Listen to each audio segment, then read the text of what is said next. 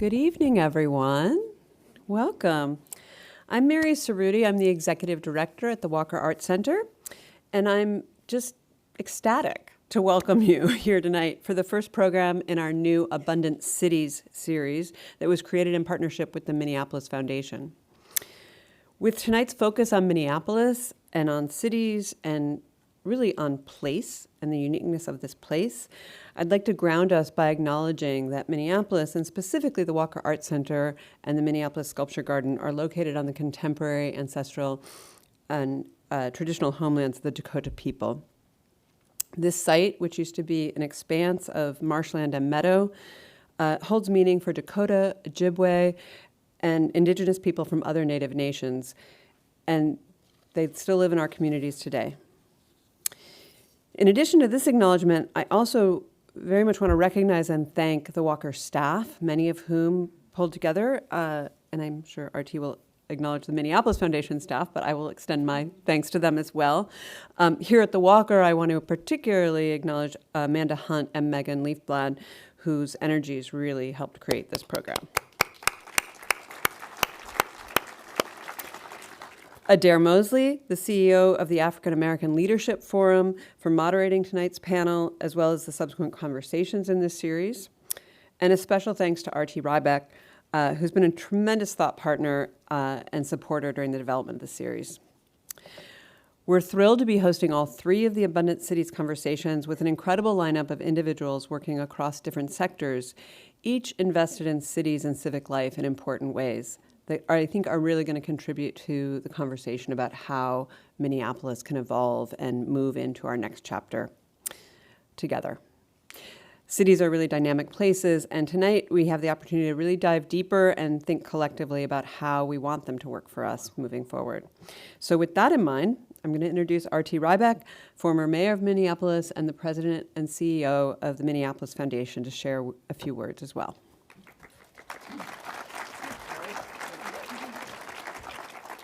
By way of introducing our panel, I want to tell you about the good old days in this city. It's 1985, and I'm standing at the top of the IDS Center with a really brilliant urbanist who's come to see our city. Proudly, I walk to the windows, floor-to-ceiling windows, overlooking downtown, and I say, here it is. And he pauses for a minute, looks out, looks back at me, and he says, where is it? What he meant was, in the good old days, the downtown Minneapolis that some romanticize, that some want to go back to, that downtown was about 7 blocks. And if we took him back up today, we'd see something very different. He would look out on the riverfront where there were railroad tracks and abandoned properties and see some of the greatest real estate and parkland and public amenities you could find anywhere. He'd look out at the North Loop and see a neighborhood as vibrant as you could possibly find. He would see Loring Park.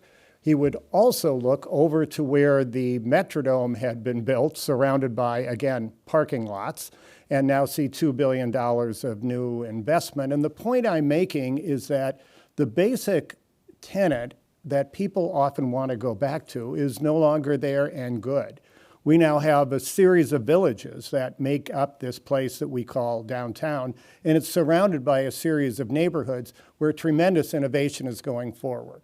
So as this pivot point comes, we at the Minneapolis Foundation knew that we wanted to push this discussion much further, and who better to be a partner on it than Walker Art Center in this room, where so many of the great debates over the years have had taken place about where this city has gone. Anybody remember the debate about metal trees on Hennepin in this room? Walker has been very much at the center of doing that. So we're really proud of being able to do this series with Walker Art Center. Michelle Benson, our marketing vice president, is up above and is one of many people on our team who worked on this. We also have contracted with a team of 3 people with incredible history of getting things done in this city. Sarah Harris over there, Beth Sjogren, David Frank. We asked them to not only help us put this together, but more important, to put together a report after this is done about some of the great ideas that emerge and what will it take to make it happen. And that last part is why the people on this panel are important, but you are even more important. because what we want is to generate lots and lots of ideas. And we want to take the best ideas and see what it takes to put them into action. People like Steve Kramer up there from the Downtown Council are already part of doing that work. We want to broaden this discussion. So look at the QR code on your pamphlet there. It's an opportunity to give us new ideas. The conversation afterwards will be also about that as well. We don't want to end this with 3 events talking about big ideas. We need to have a posse of innovation that pushes people and really helps pave a new way that we don't even know where it is yet, but that's you. So we want you to be very much part of this. As we bring up the panel, I couldn't be more excited about the person we have moderating. Adair Mosley is someone who many of you know in the community, many more of you should, because he's one of the great innovators in the community. His many years at Pillsbury United Communities and his last part as CEO of Pillsbury included many, many great projects, one of which is North Market in North Minneapolis, which is an incredibly innovative project that brings public health and grocery shopping and many other things to North Minneapolis. His many accomplishments really cross the Latino partnerships in South Minneapolis, Somali on the West Bank, African American in North Minneapolis, and more than anything else, Adair is a person who this community has turned to for true innovation. And I know very much in the days after George Floyd's murder, when there were all sorts of us getting together on the phones, what next? What are we going to do about it? Adair was the probably brightest light in this community, inspiring us to not put everything back the same old way, but to reinvent. And so I want to welcome him to the stage, to welcome all of us, and have you have a good hour listening to ideas, but more than anything else, creating your own so we can create a great city. Adair Mosley.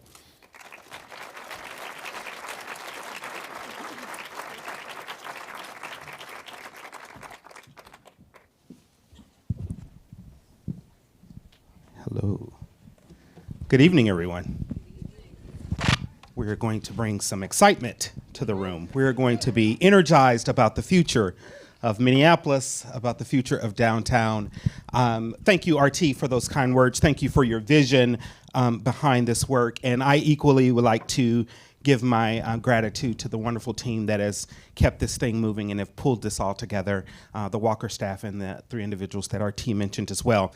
I am so excited to have these 3 on the stage as our first guest as part of this panelist. So I want to introduce them. Their bios, of course, are in the document that you have in the program. But we have Gabrielle Grier, who is an artist, a visionary, a facilitator of growth, enjoys shifting perspectives and intentional responses to social and political change, and most recently was the managing director at Juxtaposition Arts, and so we are delighted to have her with us.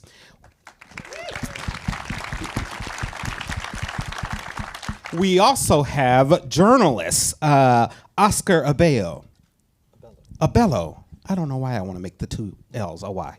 Okay, Oscar Abello is a journalist covering policies, programs, business models, and address social and economic change. You've largely looked at economic models to help Black and brown entrepreneurs, and coming to us from New York City.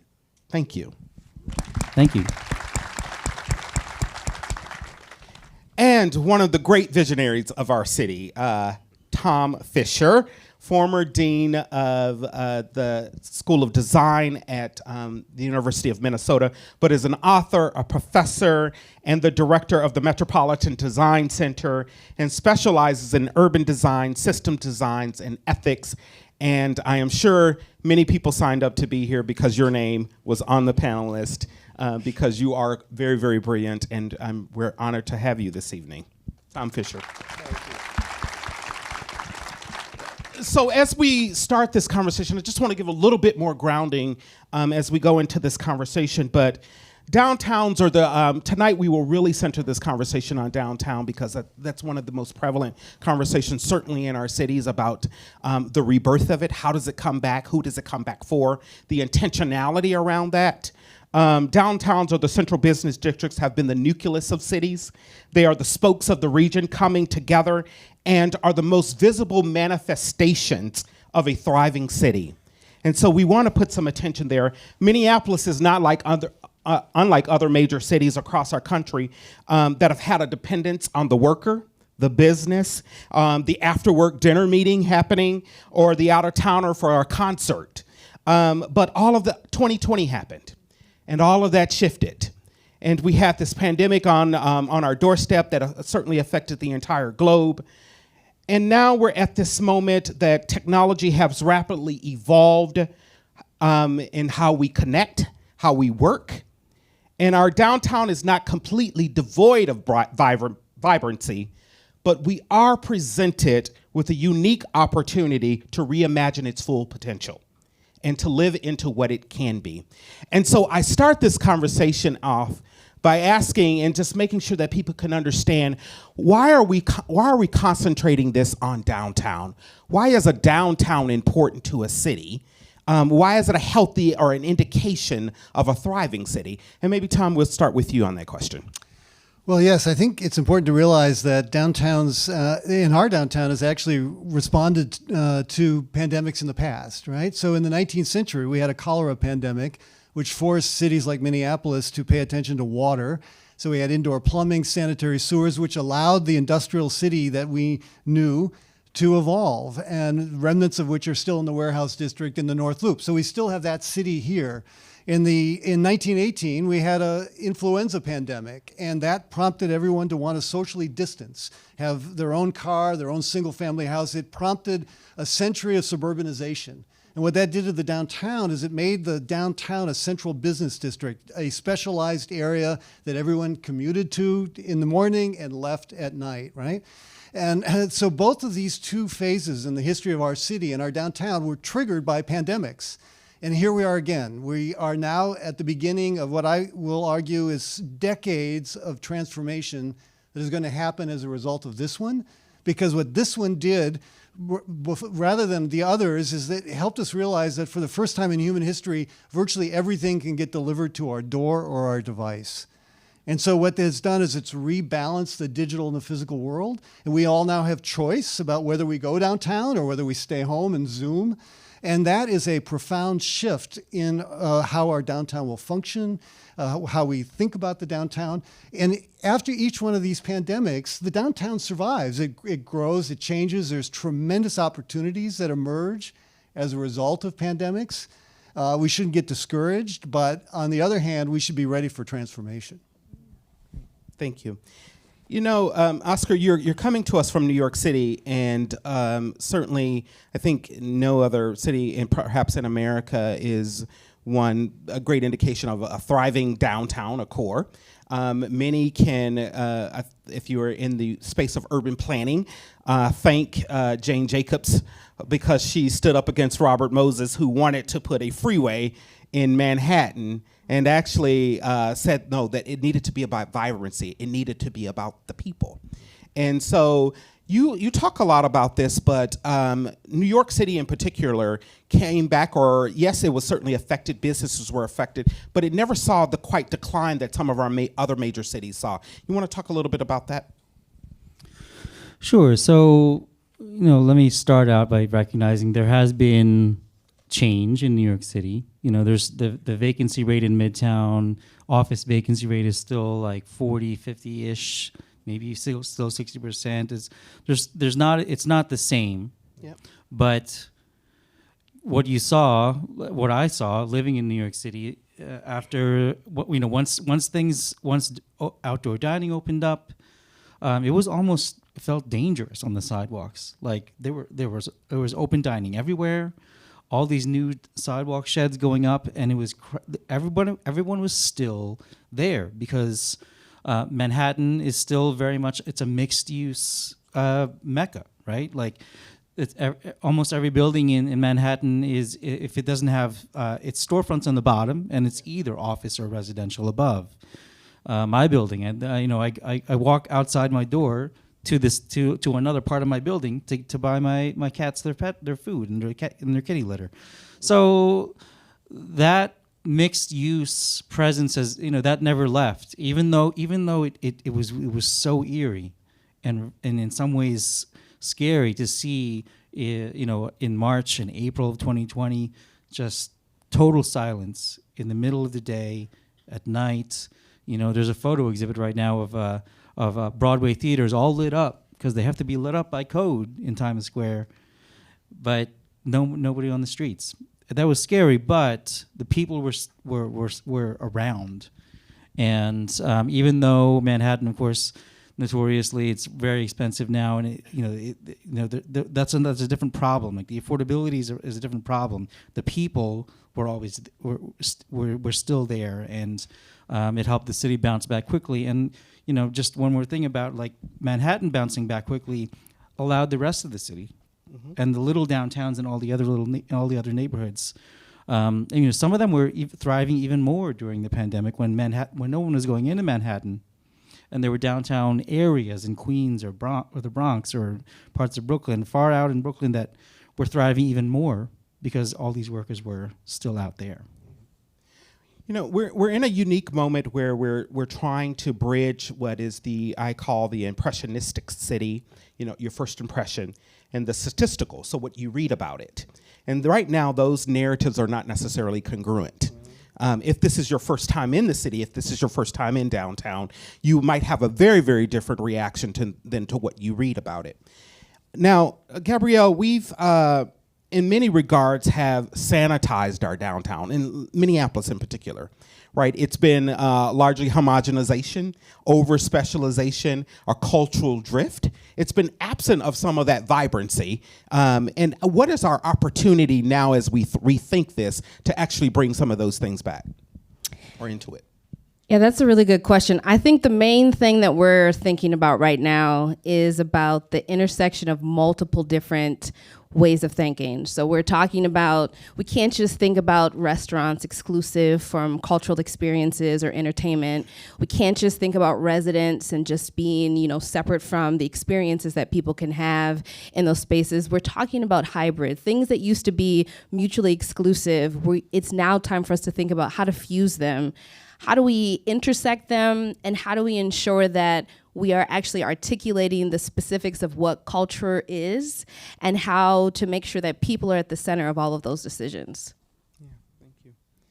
So would you all say, even before the events of 2020, and I think this is important for the audience to understand, our city to understand, because many would say, were we even on the right trajectory? Were we on the right trajectory in our downtown? Were we only catering? Part of the issue that we're seeing is that we had a reliability on the worker, on the commuter, on the person that lived in the suburb to come into our downtown. We didn't center community. We didn't center those that lived here as part of, and not that we don't need those outside folks, but we didn't truly center the residents that and those that occupy the space every day. So were we on the right trajectory? And Tom, I'll ask you. Well, I mean, pandemics are accelerants. And so almost everything that we experienced existed before COVID. I mean, we had Zoom before COVID. We had telemedicine. We had telecommuting. We had all these things, but they were marginal parts of our economy. What pandemics do is they make the marginal the dominant. And so here we are now. We've actually been accelerated several decades in the future to live a different kind of life during the pandemic. And now we're faced with, now what do we do? I mean, one of the other things that pandemics do is they reveal inequities. And this one revealed profound inequities, not just access to healthcare, but digital inequity. I think the digital inequality in cities like ours is profound and has to be one of our absolute priorities to enable every single person to have the devices and the internet access that they need to survive in what is essentially a new economy. So, I think we were already moving down this path. Mm-hmm. It's just that COVID pushed us. Yeah. So we talk a lot about the worker and their role in the revitalization of downtown. And as I've stated, I believe we catered a lot to those who didn't necessarily have the vested interest in community and built it. And so there's a power dynamic in that because we're now begging them to come back into downtown. But what do you see as, how might we reframe this? And Oscar, you talk a lot about this, that there was this invisible worker that also came, who was contributing to the economy that is often not written about or told or spoken about in the narrative, yet we talk about the commuter that's coming about. So you want to talk about that invisible worker? Yeah, so the businesses that, I see, I'm visiting from New York City, and there's hotels downtown that are still operating. The W Hotel is there. Those workers were always there. The restaurant workers, I flew in on Sunday and went straight to the hen house. I had breakfast. I had breakfast yesterday morning at Hell's Kitchen, which is a worker-owned restaurant, right? Where are those workers? Do they live downtown? They're benefiting in some way, and that's great that there's this worker-owned restaurant downtown. But yeah, do they? I don't know. I mean, I'd love to find out, but I only found out there was a worker-owned restaurant on Tuesday morning. So, the folks who are there, there are plenty of folks who still work downtown and benefit from being close to the baseball stadium. The manager at the hen house said baseball games, that's always a big draw. It's one of the few weekday draws that are left. And it's so paradoxical because they're essential workers and they're some of our lowest paid workers at the same time. They're probably one of the most important workers in the downtown. Oh yeah, absolutely. And some of the restaurants that I've been to recently, like in San Francisco, during the pandemic, they took the opportunity to shift from tipped staff and tipping to not tipping, to just having everyone be paid an hourly wage, having one hourly pay scale across the whole restaurant, back of house, back of house, and front of house. The pandemic let some of those restaurants experiment and successfully transition into a more equitable pay structure. Gabrielle, were you coming in? Yeah, I was just going to say, I think we're talking about right now, who actually do we reference and discuss when we're talking about the workers that are downtown. And I hear us talking about this relationship around restaurants, but if we think specifically about Minneapolis, the largest employers downtown right now are Target and the hospital, HCMC. And all of the discussions that I've heard so far, I don't know that we're talking about the nurse that works 14 hours, downtown, that has to think about the commute, where they're gonna eat, the possibilities of having to bring, family or people into those spaces. That's not the discussion. Those people are not at the center of the conversation, and there's a reason for that. And so I think what we're hoping to do today is also consider the expansion of who gets to be a part of that conversation, who is a part of the narrative when we're thinking about that, and not just the people that live in the suburbs. Yeah, definitely worth a hand clap. So, and I appreciate you centering, because we do, as part of our narrative, we do oftentimes talk about, I think we have the image of the person in the business suit, right? But there are a lot of people who are contributing to the downtown, and part of this reimagination is actually including them part of the narrative, and some of the subsequent conversations will explicitly get to this inclusivity factor, right, that we need to be considering as we think about the built environment, as we think about business, as we think about enterprise that comes down there. I'm curious if we talk about, Tom, maybe you come in on this a little bit, that we've kind of created our own problem too. And I'm thinking more largely from zoning practices and policies that cities have had that have exacerbated the issues, because we've said that, only this type of business can be on this block. And so can you talk a little bit about that Euclid, if you will, model of zoning that has actually exacerbated this issue?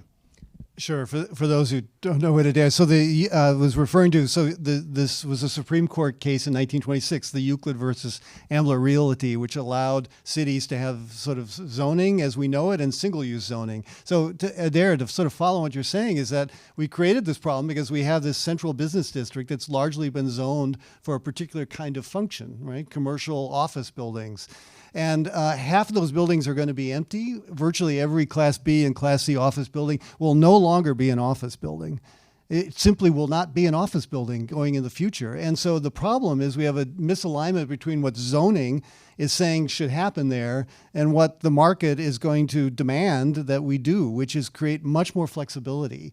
We have way too much office space, way too much commercial space, and not nearly enough affordable housing, right? And so we need to see this as a tremendous opportunity to address the very issues, Gabrielle, that you were talking about, which is where is that nurse going to live, right? They need to be able to live close to where they work, and we need to create the kind of housing that diverse, essential workers can afford. Yeah. Very valid point. So the reimagination of our spaces can actually, what I'm hearing you say is, can help us solve even some of the social issues that when we talk about affordability, when we talk about lack of space for entrepreneurs, some of those things. How do we reimagine that into our new downtown? That's great. So what kind of future do you see emerging as we think about this? Maybe centering in, Gabrielle, a little bit on this hybridization that you're talking about in new models of economic development. What kind of futures or trends do you see emerging in downtowns, and specifically, what's our opportunity in Minneapolis? I really just think we need to blow it up. And I mean that figuratively in just to frame it so we're clear. But what I mean by that very specifically is I have the pleasure of being on the Downtown Innovation Group with Peter Brown, who's here, and also Steve Kramer. And we get to talk to a lot of people who are thinking about this. And one thing that I feel like is this constant emerging conversation is actually not new. What it actually is the artistic practice to a T. And I say that as an artist, that I am not thinking about, whether or not the relationship between oil paint and this particular kind of canvas will work. I just do it. And then you figure out what the relationship between those two things are, and you keep evolving it. And I think that concept around how do we think about the evolution of space is to think about the intersection that's part, to me, about design and an artistic and creative expression of how to do those things. But it also is around culture. Like, what are the things that need to be fused together? When we're thinking about collaboration, who's doing that? And what does it look like? And so these new hybrid, words, buzzwords are coming up, like, inner education and entertainment and resumercial. These hybrids around, like, how do we fuse it? If I'm in the office, do I want it to feel like an office anymore? I don't know. Maybe I want it to feel like my house.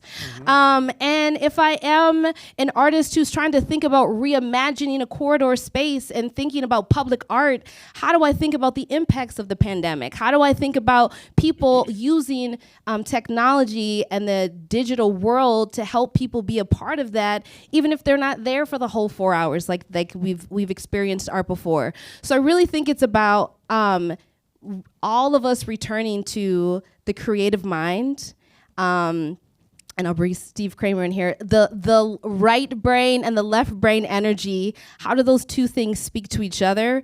To think about not things in mutually exclusive models, but the hibernation of them. Yeah, that's great. Yes, lots of hand clapping. Love this. Love the front row here. You all are, we know if we're saying the right things because we get hand claps here. I'm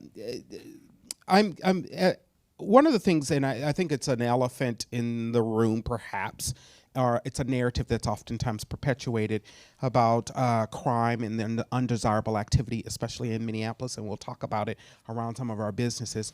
But you all talk about the antidote to that is actually building this rich environment, and maybe all three of you can talk about in this next wave, it's actually the creation of activity.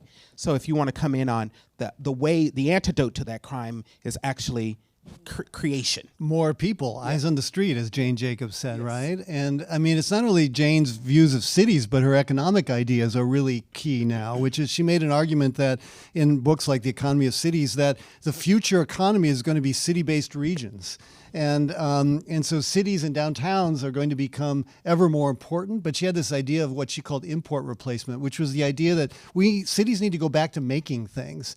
And so one of the arguments I make in the book I wrote last year about this topic is that, a paradoxical thing about this pandemic is it's accelerated us into the future. It's also led us to think about the way the downtown used to be, because we used to have people working, living, making, and even growing things downtown in the 19th century. And we may be back there in the coming decades. So to feed off of that, because there's something about the creative class, right? And the kind of knowledge hub, and maybe, and Oscar, you're seeing this certainly with a lot of entrepreneurs who have not typically seen themselves in a downtown core because it's had an image. And then there's the artist, there's the maker, there's the doer, there's the tinkerer that can be a part of this. So talk a little bit about actually that the creative economy that could actually help bolster our downtown. Yeah. I could talk about many things, but I think the one of my most exciting, one of my favorite architects is Bjarke Ingel, and what he's doing in Denmark. And I think, he has taken these traditional spaces in the area and saying, why can't we have a garden with penthouse views with that sits on top of a parking lot? Why is that not possible? And why can't we think about what that does for people in the economy, but also specifically in the way that people experience those spaces? He's also doing that all across the world, but what I appreciate is saying that there is an opportunity to consider why people have separated those spaces, what was the benefit of that separation, whether we think about that from a racial, perspective, if we think about that from a social class perspective, the separation of people, and what happens if we think about how to integrate these things that used to be separate, that actually benefit everyone, because the economy then shifts and expands. And so the creative possibilities, I think, are at the center of the fusing of that for our economy. Oscar, come on. Well, and I would also hope that in re-envisioning and reimagining the use of creatives, the arts culture as a way to draw the artists and their work and the energy that they bring down. Like if you want to draw them downtown, you need to be intentional about which artists, which creators are you inviting, which creators feel welcome, which creators feel like they belong downtown, including chefs and food entrepreneurs as part of the creative mix of culture and arts. Who feels welcome, who feels like they belong, and when they start coming, what happens next? Because even Richard Florida learned, if you just bring the creatives in and you let the old traditional real estate model follow that, though that model will displace those artists, they will displace everyone else who doesn't have some kind of protection. Like New York City, people we don't talk about rent stabilization in New York. Everyone says, oh, it doesn't work, whatever, it limits housing supply or whatever.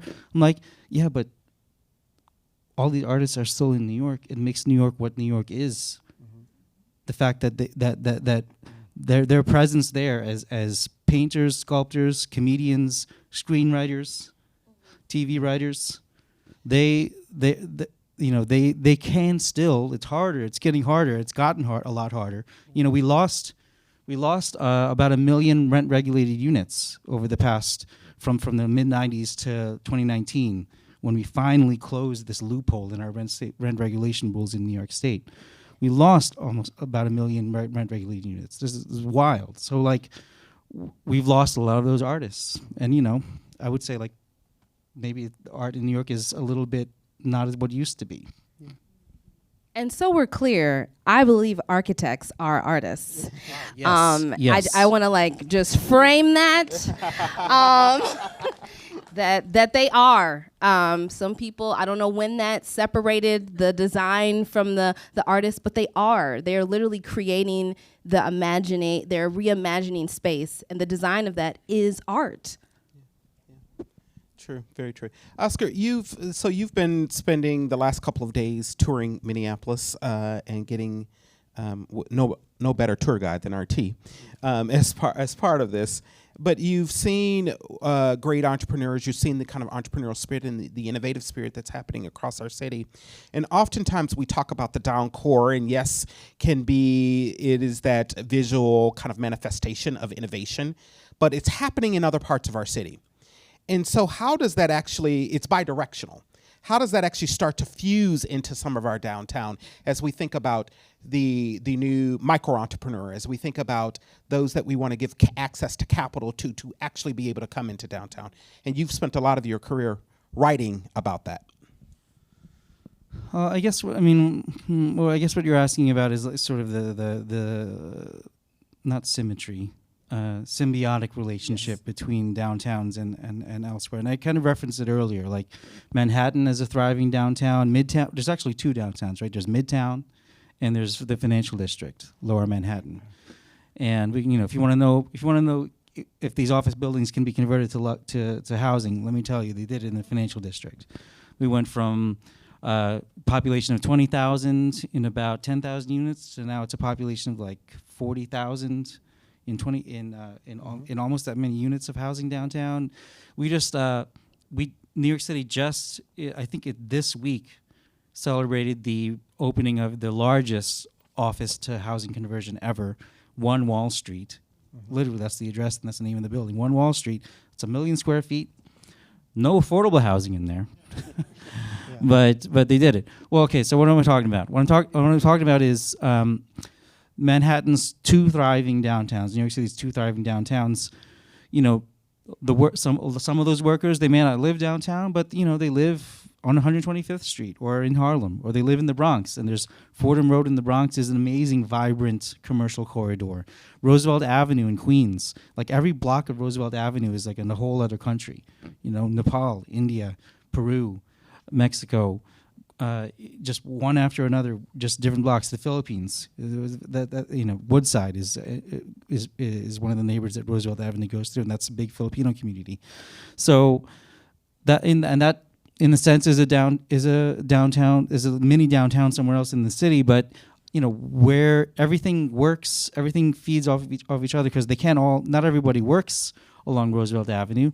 A lot of folks work in Midtown, or they work in the financial district, or they work, somewhere else in the city, and those things feed off of each other and create spaces, more diverse spaces. And then it's also a way to discover new things, like restaurants, entrepreneurs emerging in those other neighborhoods, and then finding a way to come downtown after they've been successful. I mean, ideally that's how it works. It doesn't always work that way in New York City, but that's the goal. And so. There's that symbiotic relationship, between the downtowns that can help. Again, this is all so tedious and it's tough. And in New York City, the real estate industry drives so much of policy and planning, and it's tough to get other voices in there when the real estate industry itself is so homogenous in the voices that dominate that industry. So at our peripheral kind of downtown, we're seeing I think wonderful examples of collaboration, innovation. Look no further than the North Loop, the warehouse district, where these historic buildings are being repurposed. And so, Gabrielle, we've talked a little bit about, but there's some conditions that are happening that are actually creating that kind of upward trajectory, that business growth, residents wanting to move in. You want to talk about, I think you've had some experience with understanding what's happening there that can actually be modeled across other parts of our city and in downtown as well. Yeah, I think anyone who drives down Washington in North Loop, there is not a day that you don't see people moving and shifting and doing things. And there's a reason for that. There is something around the folks that are thinking and working and experiencing that space, both residential, thinking about food, thinking about entertainment, and they're talking to each other and marketing ways collectively as a neighborhood and as a space in which they want people to experience. I don't know that that's happening in other places downtown. I don't know that the property owners and the folks that are in residential and entertainment and food are saying, let's figure out how we can market ourselves to consider getting people to come to this particular space. And so I think that, again, I don't think this is new. I do think that it is something that North Loop is figuring out how to do, and we're seeing the positive impacts of that. We're seeing people want to come down, and I do think that speaking to specific generations of where and how they're marketing that information, and that also speaks value to what he was mentioning in terms of the digital world. Like, where are we picking up flyers at the grocery store? Like, is that how we're getting our information? No, it's Instagram. It's, things that are immediate and are accessible from our devices. And so I think the relationship between tech and digital, collaboration with people, and then thinking about what kind of culture and narrative do they want to create to get people to want to be in that space. If I can build on that, I totally agree. I mean, I think the game now is how does the physical environment do what the digital environment can't, right? And so you have to create immersive experiences that you can't get any other way. And so it's really up the game of downtowns. It's up the game of the physical environment. And there are many reasons why we get together in space to do the very things we're doing here, right? So it's not as if we won't need physical spaces, but they're going to change in function. They're going to have a competitor now, and everyone is going to ask, do I come in person or do I Zoom? And that is a choice that everyone will continue to have. And so we have to make it a rich experience, an unusual experience. And one of the other paradoxes of this pandemic is this kind of hybridization you were mentioning, Gabriel, is that, for example, with restaurants, one of the new trends is to actually go back and reimagine where restaurants began. They go back actually to the French Revolution, where you didn't go to a restaurant to just eat a meal the way we did. You went because it was a curated experience. And it's why the French king closed them down just before the French Revolution. And now we're sort of rediscovering that restaurants were these places where you actually were intentionally involved in entertainment or in a debate or in a conversation. And so part of this is the opportunity, the business opportunity is to reimagine these activities in these new kind of hybrid creative ways. And I don't worry about whether we will be able to figure out what are those experiences, restaurants, museums, other things we can do with storefronts and other spaces in downtown areas. I don't worry about that because artists are brilliant. I'll just stop there. And they've been doing it for thousands of years as far as But they have to be invited. They have to. That's the thing. Which artists and what kind of real estate model, planning model, development model, financial model is going to feed into and feed off of that? Right.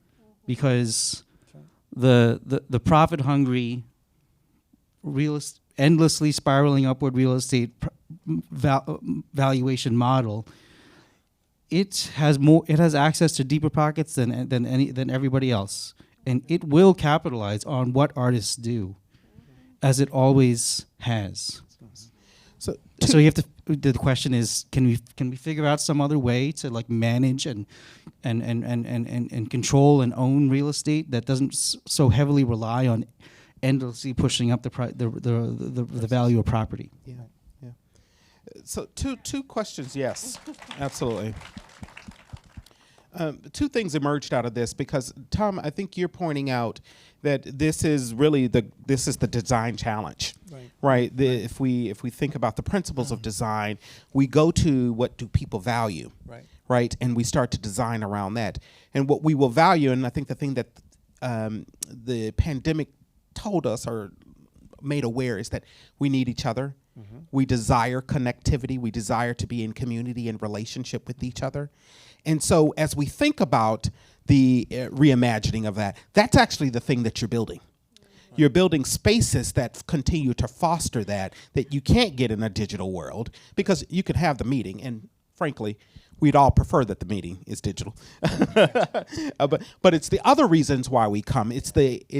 And so there's a lot of things about transitional spaces and the invisible spaces and spaces that actually, when you leave your office, what actually gets you to stay, right? And not get on the bus, not exit, not leave, but actually fosters that connectivity. And so, yeah, we did some research during the pandemic about what would it take to get people to go back downtown. And one of the things we heard repeatedly was that the office needs to be more home-like, less office-like. There needs to be childcare.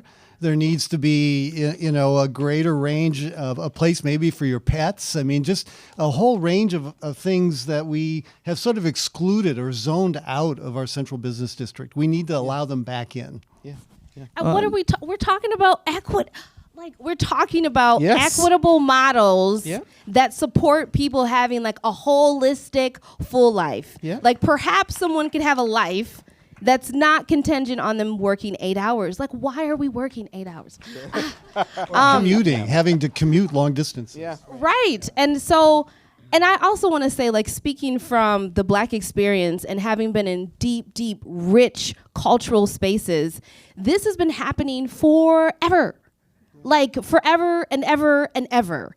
Like amazing food with beautiful poetry and like these exquisite experiences that have been cultivated by brilliant people, not just artists, but like everyday folks, like the old elder who like can get everybody on the porch to like hear a great something. Like those kind of rich cultural experiences that you cannot experience, I can't experience by myself in my house.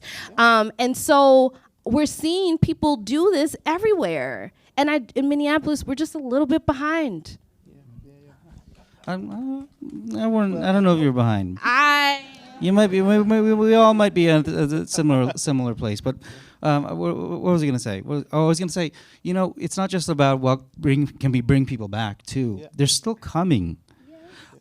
When I was at Hen House, I talked to the manager. I asked the manager, "Hey, how is the business pre and post pandemic?" And he said, "Actually, our busiest weekends ever have been in the past 2 years." Yeah.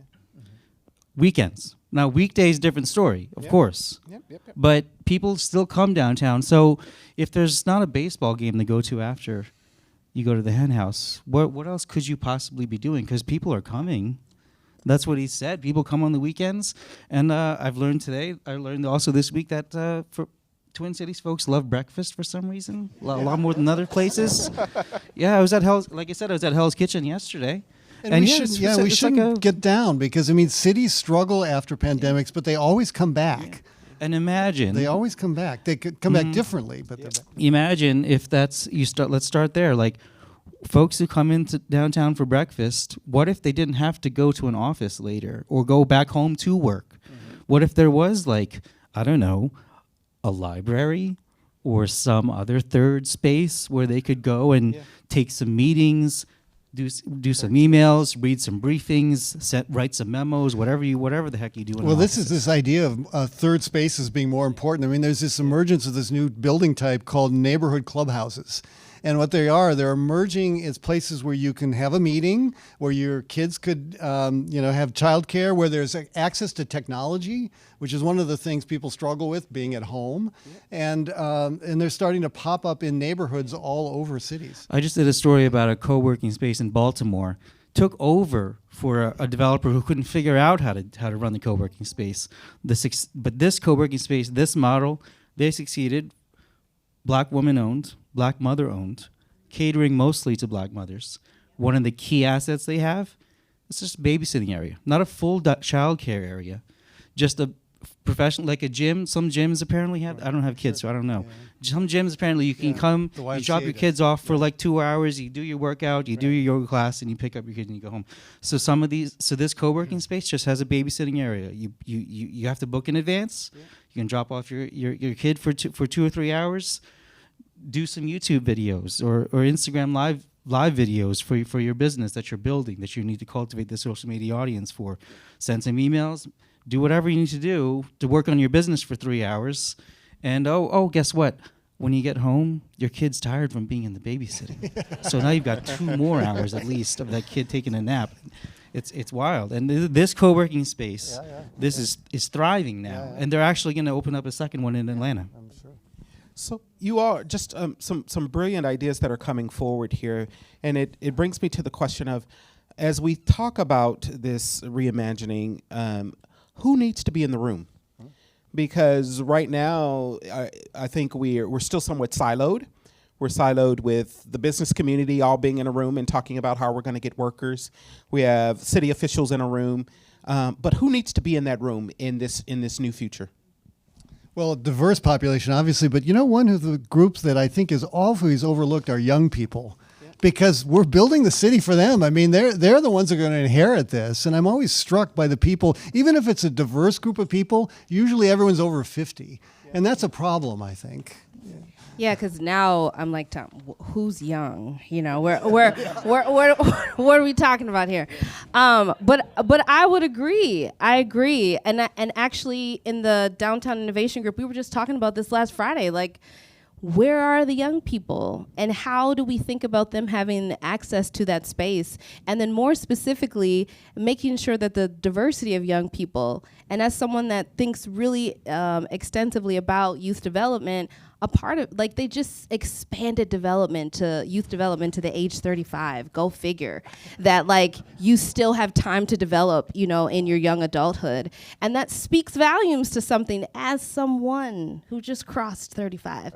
That's important. It's important to consider that. So definitely young people, but thinking about the diversification of that space. And then more specifically, I am thinking about knowledge gaps that show up, like that we have these conversations with different groups of people who are not actually informed about the facts that support the thing that we're all trying to do. So what is the policy? What is the intersection of urban planning? How do architects get things designed and passed with the city and the state? Like that space of diversification of facts and information and knowledge, I think, is something that is also incredibly important. And yes, please, yes. And those rooms, I really hope you if they don't exist yet, maybe they exist. These diverse spaces, places where there are voices thinking about imagining the future of Minneapolis. They might be out there. I don't know. I mean, there's commercial community land trusts in this city, which aren't everywhere, and you've got them. Where are those voices also being brought into? Like, hey, partnership and properties, commercial land trust. You've got you got about 6 properties. Well, 4 and 2 more on the way, and they're in North Minneapolis and they're in Whittier. Are they? Is anyone talking about? I mean, they can't take a giant office building, but and at least have them in the room. And you better make those rooms if they don't exist yet. You better find them, or you better make them, because I promise, because there are rooms that already exist. Yeah. Wall Street, private equity firms, and their preferred lenders, they have their rooms, and they're already envisioning what to do, because a lot of them already have debt that they're trying to service and can keep alive. Those rooms already exist. So who and where else are these conversations happening, and do they have resources to implement some other vision other than what these big money developers want to do? So much of our narrative here in the city is when we talk and frame it about young people, or when we're not talking about the business worker, it's oftentimes a negative light, especially when when we talk about them in our central business district or our core downtown. And I'm hearing this wonderful that they're so important part of the narrative, and we need to write them into the story, invite them to the table to be a part of the creation of what this new downtown is, rather than seeing them as a nuisance. And I think that that's an important takeaway as part of this new storyline. As we get close to here, and I certainly want to open it up to the audience for a few questions. Tom, you're writing about, and you've written about, the kind of post-pandemic I'm wondering, though, as we build this next thing, how do we bake in resiliency? How do we think about future-proofing a city so that it can withstand, because it's inevitable that we're going to see something on our doorsteps again, right? And so how do we think about that? Well, we need much more flexibility in our regulations. We need to not overly regulate. So many of our regulations have based on the 20th century city. We're out of that century. We're in a completely different world. We need to be very flexible in terms of what people can do with the spaces they have. I think as well we need to encourage much more diverse voices, obviously coming in as we've been talking about. But I think that part of this is just to be patient. That cities are these long-term propositions, and that the two previous pandemics led to changes that really took decades to happen. And we need to start the conversation. We need to create the processes that are equitable and that are the spaces where voices can be heard. But we also have to just give ourselves time, that we have to recognize that this is going to be, for the rest of the century, working its way out. And we just have to not get in our own way in terms of expecting it to be the way it was. That's the worst thing we can do, is to say, well, we didn't do it that way before. Well, that's the point. Yeah. So our downtown has the infrastructure for all these things to thrive, actually, right? It can create the density, it can create the mixed use, it has the intersections of all the transportation, so it has the right ingredients. Right. Would you all say for actually this new reality to emerge? And one of and I'll ask you all to say what are the action steps, and what's your call to action to city leaders, to urban planners, to the business community as we think about this. So perhaps that'll be my final question here. Oh, call to action. So whoever you are in the ecosystem, if you're an urban planner, if you're a banker, if you're a real estate developer, talk to somebody else in the ecosystem who you never talked to before. And if you can't find anybody, that's a problem. Okay, like let me. I'll just tell you. Like I was at Hell's Kitchen with Land Bank Twin Cities, and they're telling me like they've got BIPOC developers calling them, wanting to work with them on more properties, and Land Bank Twin Cities doesn't have the resources to work with them on every deal. There's too much. There's already a crop of emerging BIPOC developers, in part from the investments after George Floyd. There were I understand there were some investments in that developer space. So I mean, why is the land bank one of the few places? Who else can they call? Can they call the community foundation and say, hey, can you buy this building and hold on to it for 3 years while we get our financing and our business plan together to refinance this out into a revenue generating business plan? Like, just give us some time, because that's what the land bank Twin Cities is doing. You know, Partnership and Properties Commercial Land Trust got their properties through the land bank, but I'm telling you, on Tuesday they said we can't do every deal that we get called about. So there are developers in this city, BIPOC developers, emerging developers, new developers who are ready to do more and to do bigger things. Who else can they call? Because the people they're calling are already tapped out. I think the biggest thing, and I'm just going to stick to my main thing, which is, how do we not think about things mutually exclusively anymore? How do we not think about, residential and entertainment and restaurants as these separate things? And a part of that, I think, is for the urban planner and the architects and the council members to consider that every time you try to expand or insert something that's creative and that's never been done before, it's a risk. It's a risk, and it's an important risk, because we are not preparing for ourselves. We're preparing for the next generation. And also, I hope I benefit from some cool stuff too. And people thinking in fresh and vibrant ways. And that's not going to happen if we're trying to hold our coins or the traditional experiences and these very, rigid ways. It's just not helpful. So blow up your concepts and ideas and consider who needs to be in the room to support that expansion. Yeah. Well, I also think we need to do more to pay attention to local business and local entrepreneurship. I mean, one of the challenges with this pandemic, as with previous ones, is that the deep pockets companies survive. The chain, with the chainification of American cities is going on. And so I think we need a very concerted strategy to help local businesses reemerge. And I think we need flexibility in how that happens.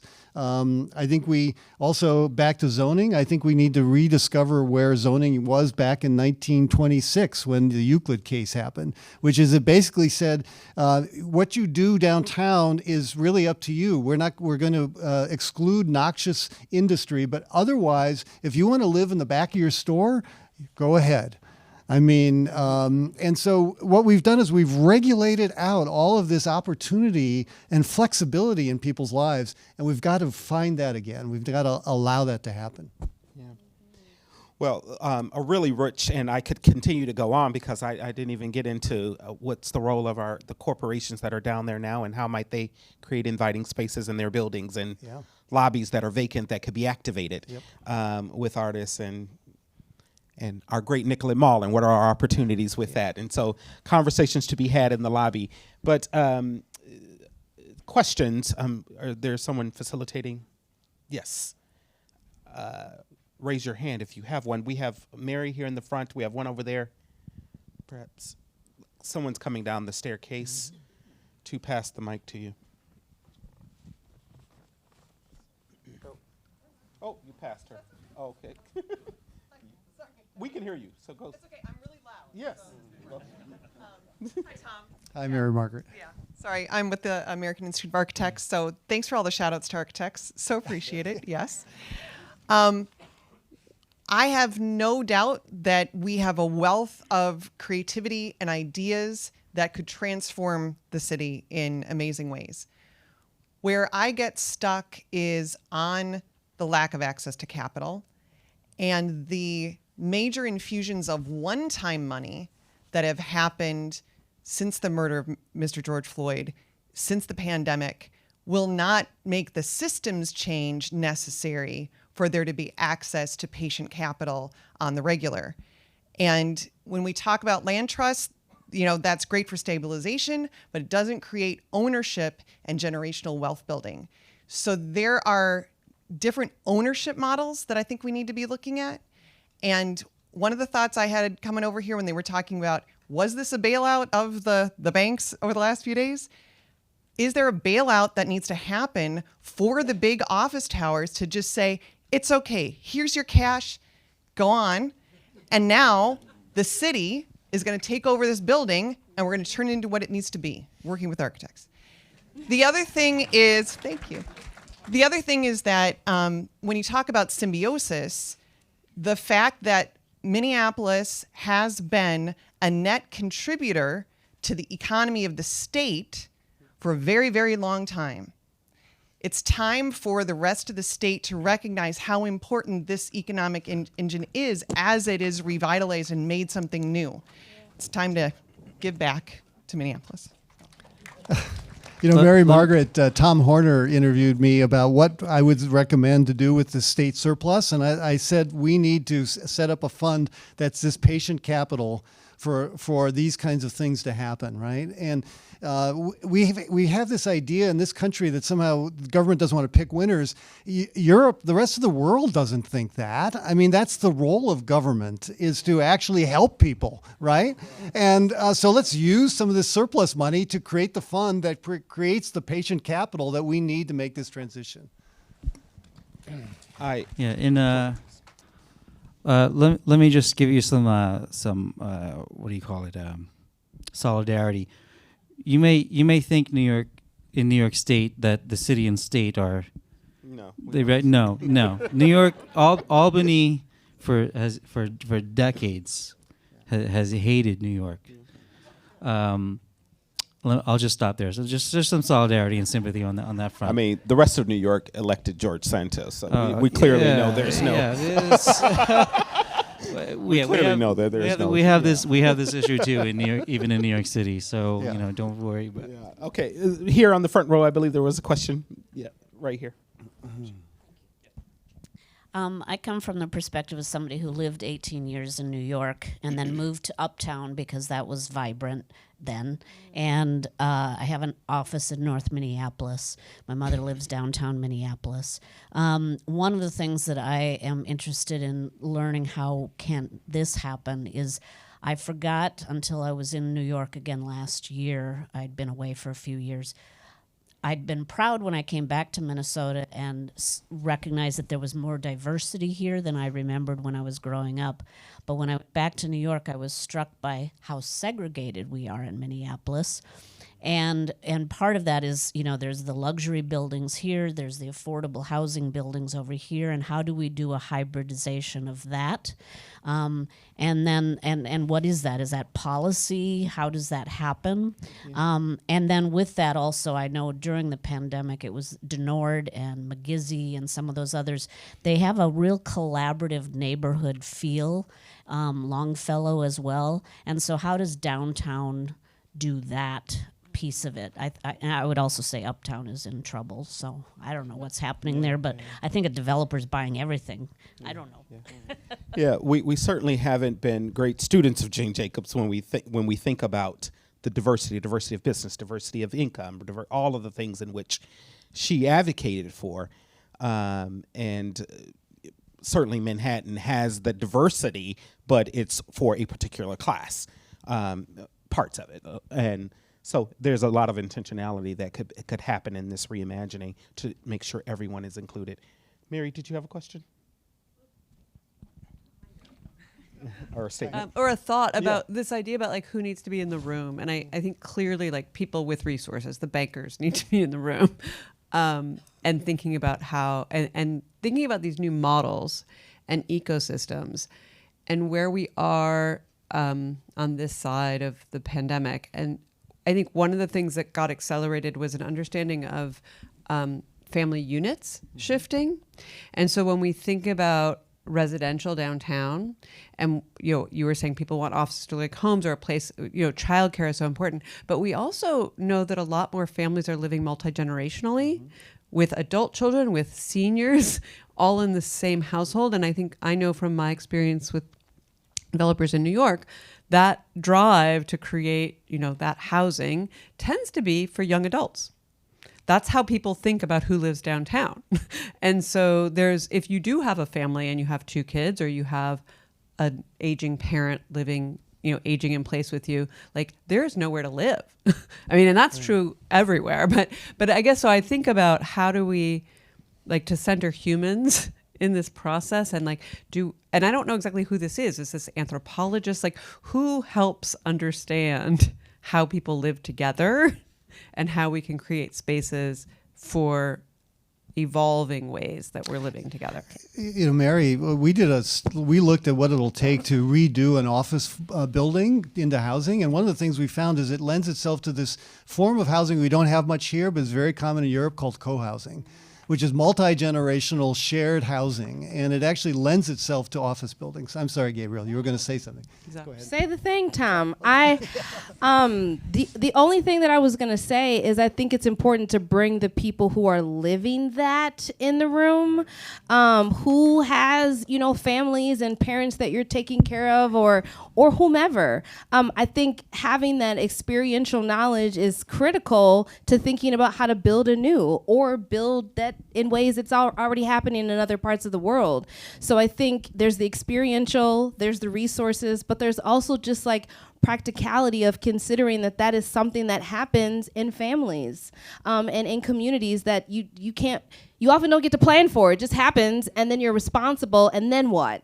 Where do you get to live in this, I would call it more of an expanded community or an expanded family space. Yeah. From the AIA, one of the things I think to watch is the initiative of the Groundbreak strategies being led by the McKnight Foundation, because I think that there's going to be a model there. Now, it's not particularly intended for downtown, but certainly innovative capital and how banks and philanthropy, of course, RT's at the table for that as well, can come together and are weaving different capital stacks and structures together actually to support entrepreneurs. The other thing that, and we'll perhaps close it, but we have the tax structure in a city that says actually downtowns have to work, because most of the revenue that supports the essential services across the city is generated from the tax base in downtown. One block, the IDS Center, if you will, right? The amount of tax revenue that it produces is more than some neighborhoods. And so there's the way in which our city functions says that this has to come down until we can completely reimagine how we might fund other city services.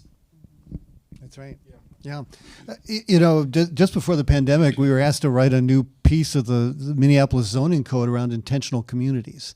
And this is also a movement in other parts of the world that we don't have here as much, which is that we, instead of doing speculative development, which ends up typically going to the high end of the market, is that you actually develop around people who want to live together. Be it a multi-generational family or people who just want to be in community. And so there are these things happening elsewhere that this is an enormous opportunity for us to embrace, is things that are working elsewhere in the world that we haven't done, and we now have lots of empty space and a lot of opportunity to do it. And this is also the answer to, if you force me to answer your question, Mary, the answer is, and I've been talking a lot of crap on them, but the answer is developers, right?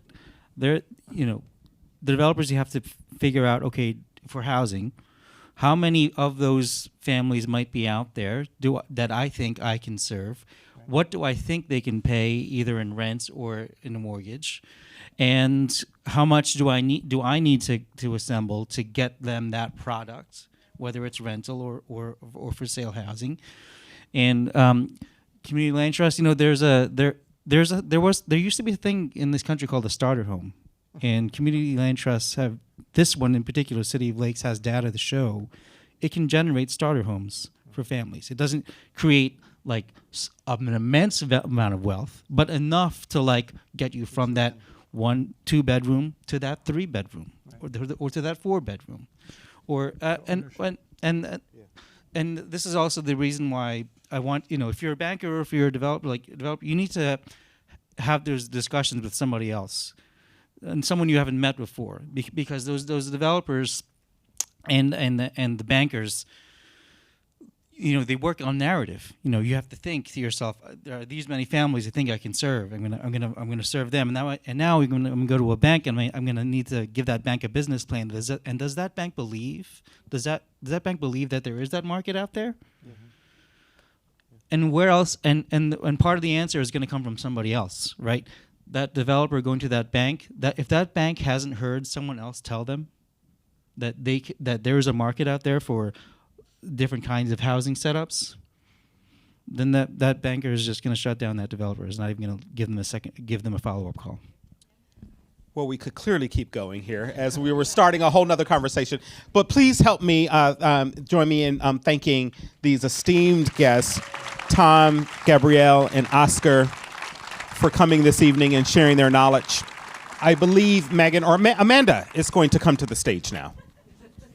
Light me up. I'm so energized. Thank you to our panelists, Adair for moderating. Thanks to all of you for being here tonight. Nina for our ASL interpretation this evening. Front and back of house, thanks for making tonight possible. Let's all continue the conversation in Bazinet Lobby, where we have drinks and food, a QR code to scan at the end of this, but also on stanchions upstairs. And let's just keep talking. Thank you again so much for tonight, and join us for the next one on April 12th.